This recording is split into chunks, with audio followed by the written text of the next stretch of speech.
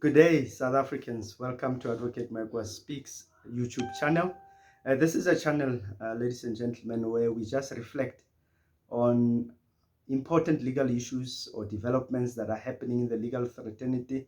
It's also a space just to share knowledge with South Africans around various topics that are troubling South Africans so that they can be assisted. But also it serves as a platform just to encourage young and upcoming legal practitioners, but also to encourage law students across the country, right? So it's a wonderful opportunity and a platform I think that we can use as South Africans to grow together and to build also the necessary network. But more than that, it's an opportunity to debate and discuss pressing issues within the legal fraternity, right?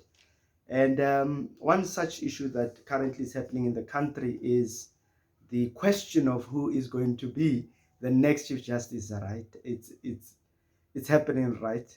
And I think the president of our country, President Cyril Ramaphosa, has done a wonderful job in putting forward, in my view, the best four candidates. We've got the Deputy Chief Justice Raymond Zondo as one of the candidates.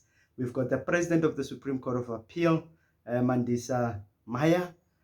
We've got also Justice, I get the name, it's very difficult name, but okay, Mbuyiseli Madlanga of the Constitutional Court. Apologies, Justice.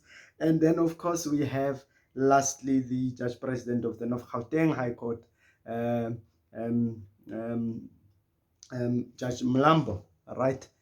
And this, to me, I think is one of the four formidable nominations. Really, if you look at their CVs, you find that they're all formidable. They've all gone through the ranks, and certainly they didn't get to the level where they are because of a lack of competence, or because they're lazy, or they're not putting the hours and the effort that's required to function at the highest level. Now, there is a post I made on Facebook which, for me, prompted some people to comment, and the post was very simple. I expressed my wish for the president to appoint, I think, this time around, a female Chief Justice. Essentially, there's only one female on the list, and that is Mandisa Maya. And obviously, we had South Africans giving their inputs. Some were really excited about the prospects. Some said one day is one day. Some actually indicated that if we want to see that happening, we must ensure that your more competent people are put forward, and the incompetent ones do not even make the preliminary lists. And that is, I believe, a fair comment. But there's one comment that set me back. And the individual said, capability and not gender, nor sex should dictate. Well, it is very funny that when we talk about women occupying these top positions, that suddenly, as men, we go into the gender equation or the gender debate, and then we make assumptions that we want competence and not gender. But at the end of the day, it's neither here nor there. One thing that is clear is that all the four candidates are formidable in their own right. They are, in my view, very, very competent, and that any of the four candidates can, I believe, do the best job serving as a Chief Justice. But one thing that, for me, makes me want to see the female Chief Justice is particularly because of the significance of having a female Chief Justice. The power of the story of Justice Maya, and the potential motivation it can serve for many females in our country, but also the potential to ensure that we create history, and we show a clear intent as a country, a commitment towards empowering young women in particular, thank you, baby, young women, and in particular, female. One of the issues that also makes me think like this is actually the little one here.